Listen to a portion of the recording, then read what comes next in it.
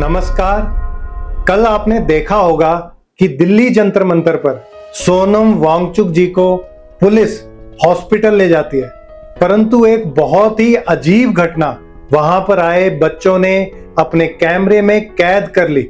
Video में यह साफ दिख रहा है कि ज्यादातर पुलिसकर्मी, चाहे वह दिल्ली पुलिस के थे या आरएएफ यानी कि रैपिड एक्शन फोर्स के जवान, अपनी अपनी नेम प्लेट उतार कर आए थे। यहां तक कि जब एक आरएएफ का जवान नेम प्लेट लगाकर आ गया तो दूसरा जवान उसको तुरंत कान में कुछ बोलता है और उसको देखकर साफ पता चलता है कि वह उसे नेम प्लेट उतारने को कह रहा है।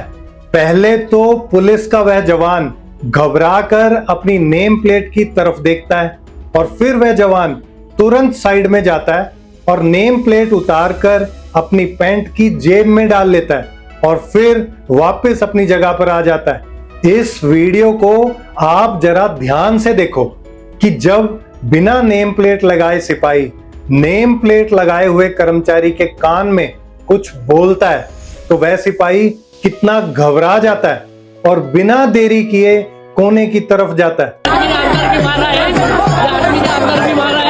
जवान समझता है उसको देश की रक्षा के लिए सोचता है।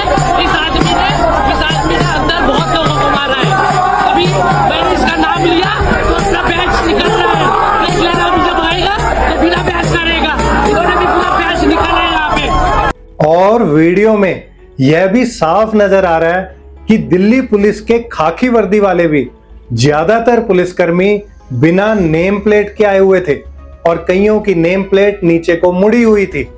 यह नेम प्लेट छुपाकर ड्यूटी करने की घटना कोई सामान्य या छोटी मोटी बात नहीं है।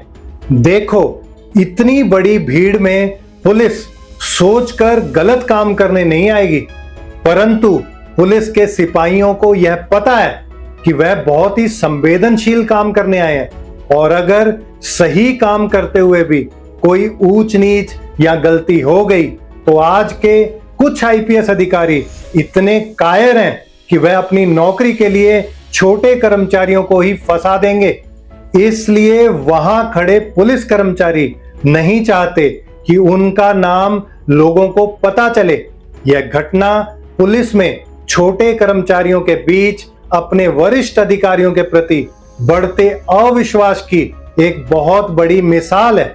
और अगर इस तरीके से नेम प्लेट उतारकर ड्यूटी करने की अनुमति किसी आईपीएस या उच्च अधिकारी ने दी है तो यह बहुत ही गंभीर मामला है। चाहे वजह कुछ भी हो, पहले तो हर पुलिस कर्मचारी को यह पता होना चाहिए कि नेम प्लेट के बिना ड्यूटी करना ही अपने आप में अनुशासनहीनता है। चाहे आपने कोई गलत काम किया हो या ना किया हो, नेम प्लेट पुलिस की वर्दी का सबसे महत्वपूर्ण हिस्सा है। और अगर किसी पुलिसकर्मी को कल जब पब्लिक कोर्ट में खींचेगी तो यही आईपीएस अपनी नौकरी बचाने के लिए उन पुलिस वालों की लिस्ट बनवाएंगे जिनकी नेम प्लेट नहीं लगी हुई है और उनकी डिपार्टमेंटल इंक्वायरीज खोल दी जाएंगी और बाद में बदला और मजा लेने वाले अधिकारी इस तरह की इंक्वायरीज को कई महीनों तक लटकाकर उनका पूरा शोषण करेंगे और समय पर ना तो प्रमोशन होने देंगे और ना ही कोई रिवार्ड लेने देंगे।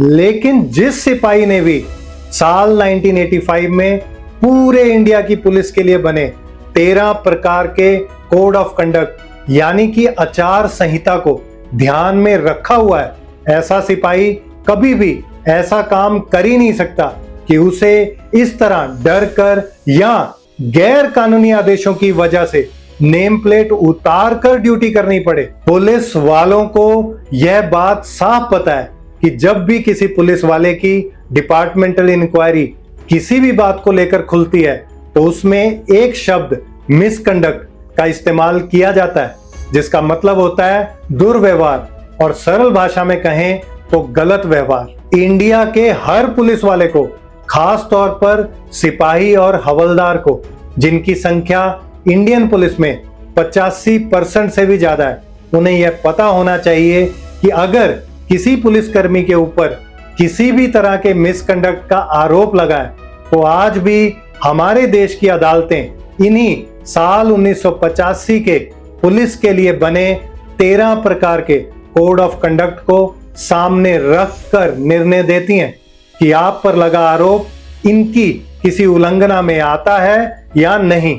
आज पुलिस की छवि बहुत ही खराब हो रही है, इसलिए इंडिया के हर सिपाही और हवलदार को पुलिस के लिए बने इन 13 प्रकार के कोड ऑफ कंडक्ट्स को जरूर पढ़ना चाहिए। इंडिया की मिनिस्ट्री ऑफ होम अफेयर्स ने 4 जुलाई 1985 को यह 13 प्रकार के कोड ऑफ कंडक्ट्स एक गाइडलाइन के तौर पर पूरे इंडिया के राज्यों और केंद्र शासित प्रदेशों के डीजीपीज और केंद्रीय पुलिस संगठन यानी कि सीआरपीएफ, बीएसएफ, आरएएफ के प्रमुखों को भेजे ताकि यह सब पुलिस कर्मचारियों की जानकारी में हो और वह इनकी पालना कर सकें। इस इंडियन पुलिस के लिए बनी इन 13 प्रकार की गाइडलाइंस में जो 12वें नंबर पर है वह सबसे महत्वपूर्ण है, जिसका सीधा संबंध इसी तरह की ड्यूटी से है और यही इस कोड ऑफ कंडक्ट्स की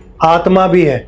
इसमें लिखा है कि पुलिस कानून के अनुसार अपने कर्तव्यों का ईमानदारी से पालन करे और कमांडिंग अधिकारियों के कानूनी निर्देशों, याद रखना, कानूनी निर्देशों का पूरी तरह से पालन करते हुए फोर्स के प्रति पूरी तरह वफादार रहे।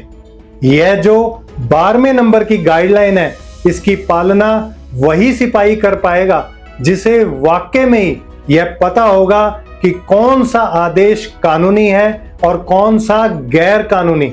और सबसे बड़ी बात, कई पुलिस कर्मचारी तो अपने कमांडिंग ऑफिसर या किसी सीनियर ऑफिसर या किसी आईपीएस के प्रति इतने वफादार हो जाते हैं कि उसकी गलतियां तक भी छुपा लेते हैं। कई बार तो उसके गैर कानूनी आदेश मानकर उसके अपराध और भ्रष्टाचार में भी शामिल हो जाते हैं और बाद में उनके साथ जेल तक भी जाते हैं। जबकि इन कोड्स ऑफ कंडक्ट्स में पहले नंबर पर लिखा गया है कि पुलिस को भारत के संविधान के प्रति निष्ठावान रहना चाहिए और नागरिकों के उन अधिकारों का सम्मान और संरक्षण करना चाहिए जिनकी उन्हें संविधान ने गारंटी दी है। दूसरा, पुलिस को बिना किसी डर, पक्षपात, दुर्भावना या बदले की भावना के सख्ती और निष्पक्षता से इस देश में बने कानून को लागू करवाना चाहिए। तीसरा, पुलिस को अपनी शक्तियों और कार्यों की सीमाओं को पहचानना चाहिए और उनका पूरा सम्मान करना चाहिए। चौथा, कानून व्यवस्था बनाए रखने में पुलिस को जहां तक संभव हो समझाने, बुझाने, सलाह देने और चेतावनी देने के तरीकों का इस्तेमाल करना चाहिए और जरूरत पड़ने पर केवल कम से कम बल का प्रयोग किया जाना चाहिए। पांचवा, पुलिस का मुख्य कर्तव्य अपराध और अव्यवस्था को रोकना है। छठा और सातवां, यह भी बहुत ही महत्वपूर्ण है। इसमें लिखा है कि पुलिस को यह समझना चाहिए कि वह भी आम जनता का ही हिस्सा है, बस फर्क इतना है कि समाज के लिए समाज ने ही उन्हें ऊपर बताए कर्तव्य पूरा करवाने के लिए वर्दी दी है। आठवां, पुलिस को लोगों की भलाई का ध्यान रखना चाहिए और उनकी धन दौलत या सामाजिक स्थिति की परवाह किए बिना दोस्ती का हाथ बढ़ाने और जरूरी मदद देने के लिए सदैव तैयार रहना चाहिए। नौवां, पुलिस को खतरे, अपमान या मजाक का सामना करते हुए भी शांत रहना चाहिए। 10वां, पुलिस को हमेशा विनम्र, भरोसेमंद, निष्पक्ष, अच्छे व्यवहार और चरित्र वाला होना चाहिए। 11वां, पुलिस को अपनी निजी जिंदगी को पूरी तरह से बेदाग यानी कि क्लीन रखना चाहिए और वह अपनी सोच और काम में सच्चे और ईमानदार रहें। यही वह 11वें नंबर वाला कोड ऑफ कंडक्ट है जिसकी पालना करते हुए हर कर्मचारी को यह बताना पड़ता है कि उसके खिलाफ इंडिया में कहीं भी कोई आपराधिक मामला तो दर्ज नहीं हुआ है। और जो 13वें नंबर पे लिखा है उसने तो सिरा ही लगा दिया। इसमें साफ साफ लिखा है कि एक धर्मनिरपेक्ष लोकतांत्रिक राज्य के सदस्य होने के तौर पर पुलिस को लगातार व्यक्तिगत स्वार्थ से ऊपर उठकर भारत के सभी लोगों के बीच सद्भाव और आपसी भाईचारे की भावना को बढ़ावा देने का पूरा प्रयास करना चाहिए। और महिलाओं की गरिमा को अगर कोई प्रथा चोट पहुंचा रही है तो उसका भी त्याग करना चाहिए। देखो, साल 1989 में उमेश मेहरा द्वारा पुलिस पर बनाई गई एक फिल्म वर्दी आई थी।